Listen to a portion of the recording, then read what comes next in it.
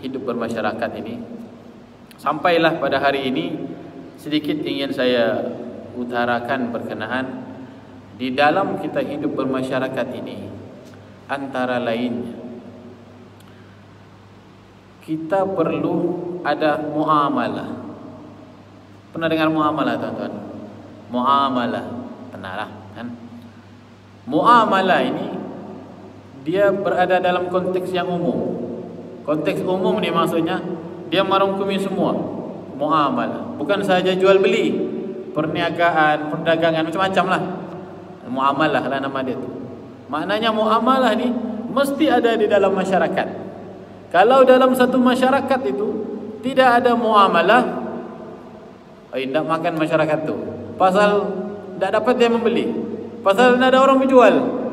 Di kampung tu, dalam satu kampung yang saya cerita tu, walaupun kampung dia 40 km jauh dia, satu kumpulan, tidak ada orang menjual. Tidak ada orang menjual. Tidak ada orang yang bermuamalah. Sengsara dia. Sebab tidak ada sumber. Itu sebab muamalah ini penting. Dia dimasukkan di dalam fardu kifayah. Dia bukan fardu ain. Kalau dia fardu ain, masing-masing kita dia bilang, pandai-pandailah kau cari, dia bilang fardu ain. Kan macam kita solat kan? Solat ni kan fardu ain. Bila fardu ain, siapa mau sembahyang, sembahyanglah bilanya. Sembahyanglah kau juga yang menghadap dengan Allah nanti, bukan aku. Aku pandai-pandailah nanti, dia bilang. Itu fardu ain. Sebab syariat itu untuk dia. Tapi fardu kifayah mesti dibuat di antara kampung itu, dalam satu kumpulan tu mesti ada yang wajib. Sebab dia suatu keperluan. Macam saya katakan tadi, kalau tidak ada orang yang bermuamalah di dalam suatu masyarakat itu, walaupun kampung itu terlalu besar, kan, maka satu kampung itu berdosa. So dia fardu kifayah, kan? Fardu kifayah ni istilah dia, setiap dalam satu kawasan itu mesti ada satu yang bertanggung jawab untuk melakukan benda itu, perbuatan itu. Sekiranya satu orang pun tidak ada yang melakukan perbuatan tersebut, dan dia menyusahkan orang, menyusahkan diri orang sendiri dan dirinya sendiri dan kampung itu sendiri, masyarakat itu, maka satu kampung itu berdosa. Sebab dia menghalang daripada orang kata suatu kebaikan itu dimunculkan. Balik kepada muamalat. Pentingnya muamalat itu mesti ada di dalam masyarakat. Hidup bermasyarakat yakni menghubungkan anggota di dalam pelbagai bidang masyarakat, agama dan sebagainya. Dan juga muamalat ini, sekiranya kita kecilkan konteks dia, bolehlah kita katakan di dalam suatu tempat itu yang lebih penting adalah jual beli. Mesti ada jual dan beli. Tak boleh menjual saja, tak ada orang membeli pun tak boleh. Mesti ada orang membeli. Kalau dia menjual, ada muamalah ustaz, dia bilang. Tapi menjual saja, langsung ada orang membeli, tak boleh juga, tak jadi. Mesti ada orang membeli, kan? Tak juga jadi kalau ada orang menjual je. Membeli tak ada, membeli ada, menjual tak ada. Tak boleh jadi. Dia mesti ada pembeli dan penjual. Itu muamalah di dalam suatu kawasan.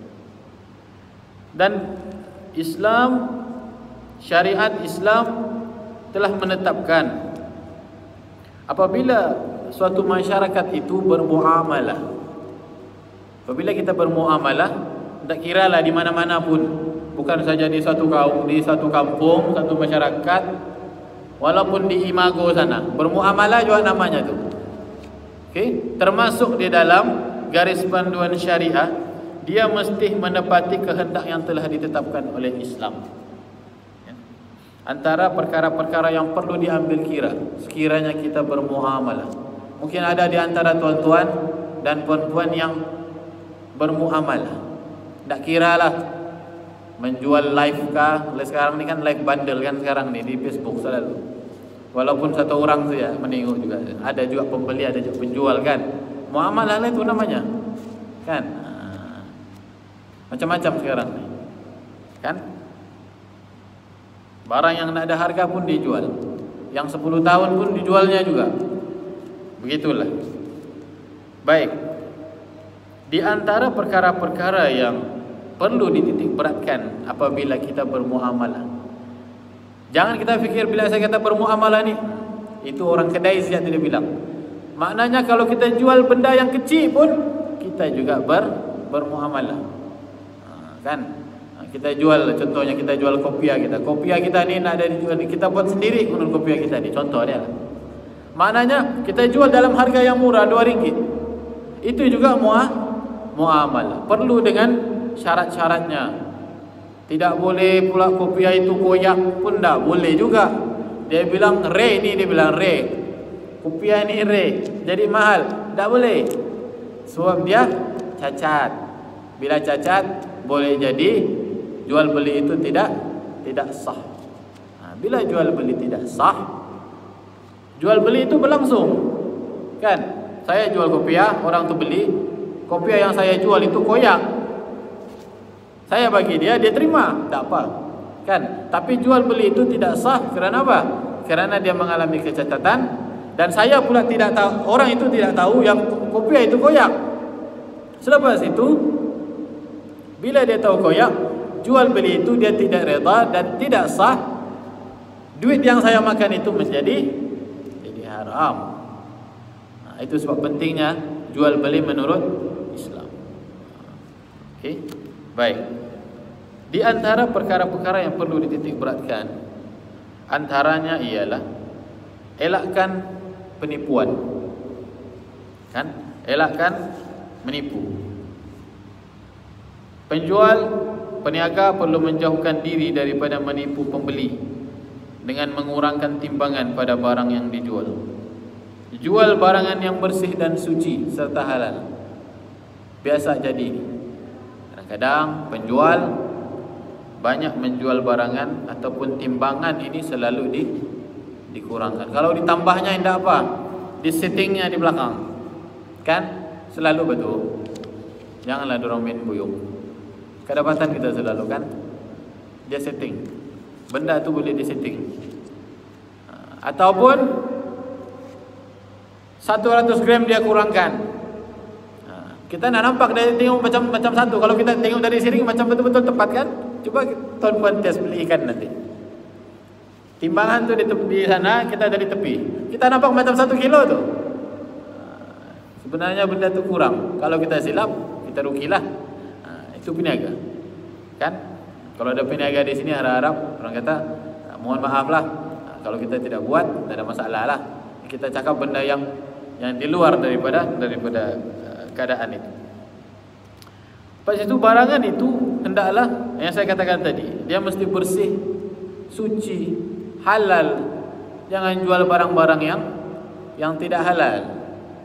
Barang-barang yang tidak suci, yang tidak bersih. Sekarang ni isu daging. Isu daging yang tidak halal. Kan? Las-las yang dapat adalah orang kata, tetapi ada orang tanya, bagaimana keadaan daging yang sudah kita makan tu? Dia bilang 40 tahun sudah ini. Dia bilang 40 tahun sudah, macam ragu-ragu dia punya halal.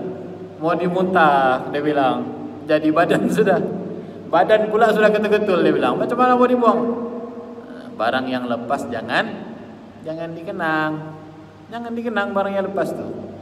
Sebab kita diangkat. Maksudnya diangkat kita daripada perkara-perkara yang kita tidak tahu. Rufi al-qalam al-khata' wan nisyan wa mastakrahu alaih. Kita tidak tahu. Kalau kita tahu tak apa.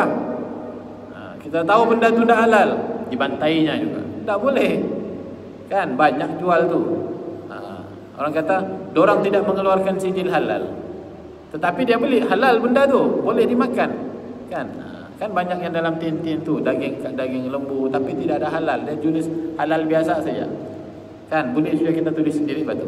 Dia tidak halal daging. Kita bantai juga. Dia ada syubhah. Al halalu bayyinun wal haramu bayyinun. Halal tu jelas.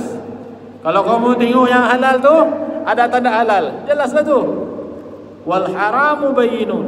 Kalau kamu memang nampak sudah ada benda tu di sana, dia sudah bagi tahu non halal, janganlah pergi merapat di sana.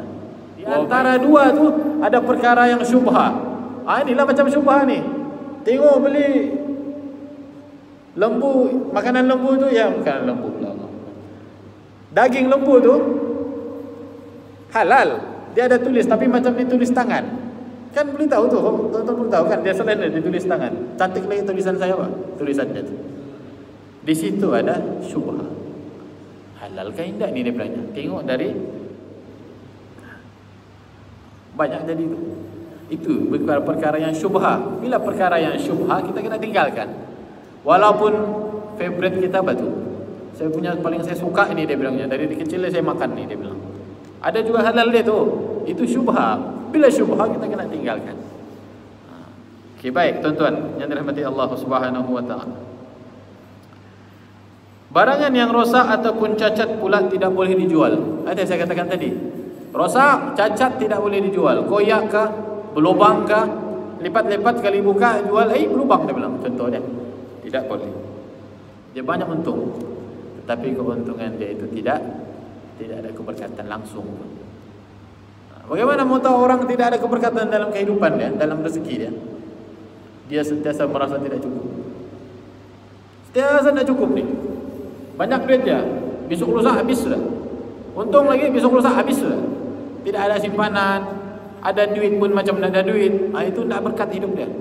Ada duit tapi keluarga porak-poranda, anak nakal, anak nak mau dengar cakap, makanan sentiasa tidak pernah kenyang. Dia makan tidak pernah kenyang. Makan je, tidak berkat rezeki tu. Ada orang makan sikit tapi kenyang. Hati-hati. Kan? Sebab apa? Sebab rezeki itu berada bersama dengan syaitan. Baik, tuan-tuan yang dirahmati Allah Subhanahu wa taala. Nabi SAW bersabda, para peniaga akan dibangkitkan pada hari kiamat sebagai orang-orang yang fasik. Orang yang berniaga ni akan dibangkitkan nanti pada hari kiamat, Nabi kata, sebagai orang-orang yang fasik.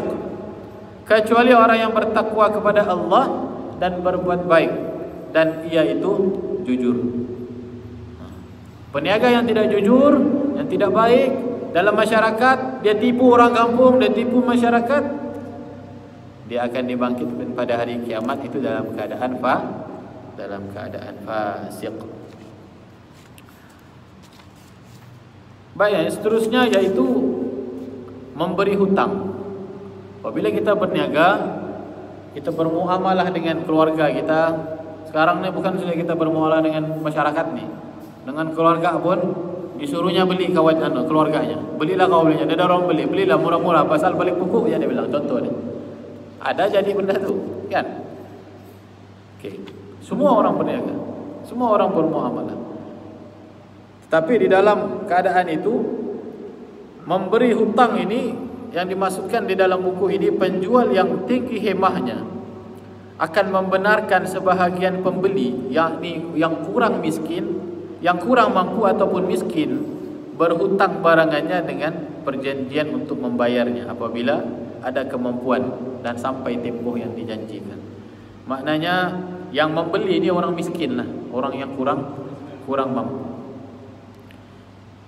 Disarankan untuk orang yang berniaga, orang yang bermuamalah, yang banyak jualannya, kedai-kedai runcitnya tidak habis tu, bagilah hutang dengan orang miskin. Yang kita rasa dia ini susah, kadang-kadang dia pergi kedai duitnya sikit saja tidak cukup, bagi hutang. Ya ayyuhalladzina amanu idza tadayantum bidainin ila ajalin musamma faktubuh. Wahai orang-orang yang beriman, apabila kamu berurus niaga, kamu memberi hutang kepada orang, faktubuh, maka kamu kena tulis. Tulislah, jangan malu-malu tulis. Tulis hutang tu, kan? Ila ajalin musamma, kepada hari-hari ataupun kamu tulis hutang itu bila mau dibayar kamu kena tulis. Allah kata di dalam Al-Quran. Maknanya yang terbaik, bantu orang miskin, bantu orang yang kurang berkeupayaan. Sekiranya kita ada kelebihan, bagi hutang. Itu yang terbaik. Bagi hutang kepada orang, tapi jangan syarat kena tulis. Sebab nanti yang pemiutang ni lari dia. Mentang-mentang dia miskin, contoh dia kan, mentang-mentang dia ditolong, fakir, dikasih hutang, lari pula dia. Tidak boleh juga macam tu kan. Kita kena faktubu, kita kena tulis. Allah kata faktubu. Apabila kamu bagi hutang kepada orang, tidak kiralah kamu hutang tu kamu tidak berniaga ke apa ke. Yang penting kamu kena tulis. Yang seterusnya, apabila di dalam suatu masyarakat itu ada perbuatan muamalah, jual beli, perlu ada suatu kaedah mengurangkan harga. Maksudnya mengurangkan harga ini dilarang meninggikan harga barangan sewenang-wenangnya, sesuka hati kita. Kalau kita mau kasih tinggi harga, suka hati aku, dia bilang, kadaiku beli, dia bilang, kalau kau mau beli, kau nak mau beli, kau beli sana, dia bilang. Tidak boleh kita meninggikan harga mengikut sesuka hati kita terhadap sesuatu barang. Dan apabila pembeli meminta pengurangan harga barang, hendaklah ia, yakni penjual, bersetuju mengurangkannya pada kadar yang munasabah. Kadang-kadang kita ini membeli barang, berapa ini, dia bilang 10 ringgit, kurang lebih sikit 8 ringgit. Tak boleh bilanya, modal sudah. Modal saya ni dia bilanya, modal saya 8 ringgit sudah, aku jual 10 ringgit, untung 2 ringgit. Nabi SAW bersabda di dalam hadis, Allah akan merahmati orang yang bersikap toleransi ketika ia menjual, yakni membeli dan menagih hutang. Ada toleransi. Orang minta kurang, kita bagilah. Contoh dia, bukan saya paksa nih, tapi yang sebaiknya kita kurangkanlah ikut harga yang munasabah. Dia macam tu. Begitu juga kalau kita menagih hutang dengan keadaan yang penuh dengan toleransi. Tak boleh kita menagih hutang, bila kau mau bayar kau punya hutang, dia bilang, dengan keadaan yang mana, contoh dia. Itu tidak digalakkan di dalam Islam. Muamalah jiran dengan jiran, kadang-kadang ada yang pinjam duit, jiran sini pinjam dengan jiran sana. Bila jiran sana tidak bayar, jiran sini marah. Jiran sini marah, jiran sini pergi tagih sana, dia tidak bayar dalam keadaan yang marah, silaturahim putus. Kan itu tidak baik. Kan itu tidak disyariatkan dalam Islam. Itu sebab kita disyariatkan, dikehendaki dalam Islam. Mau tagih hutang ada cara dia. Yang penting kita ada bukti lah. Kadang-kadang kita ada bukti, dia bilang, mana bukti kau? Dia bilang, aku bawa hutang. Dia bilang, sudahlah minta hutang, mau minta bukti lagi yang dia bawa hutang. Itu sebab Allah kata faktu, tulis. Kalau kamu bawa hutang, kalau kamu memberi hutang kepada orang, tulis supaya orang ingat dan kamu juga ingat. Tapi kalau kamu menagih hutang, hati-hati, jangan sampai keadaan yang kita tidak inginkan itu jah. Yang lebih penting adalah silaturahim. Gara-gara hutang silaturahim putus. Sedangkan orang tinggal di sana 20 tahun sudah satu kampung. Kampungnya pula bersebelahan saja dekat. Kan? Baik. Tuan-tuan yang dirahmati Allah Subhanahu wa taala. Seterusnya yaitu menanggung kerugian. Sebagai penjual, pembeli, peniaga, pedagang, kita ni, semualah kita ni, mesti kita, orang kata, mungkin ada yang menceburkan diri dalam bidang itu, kita perlu menanggung kerugian.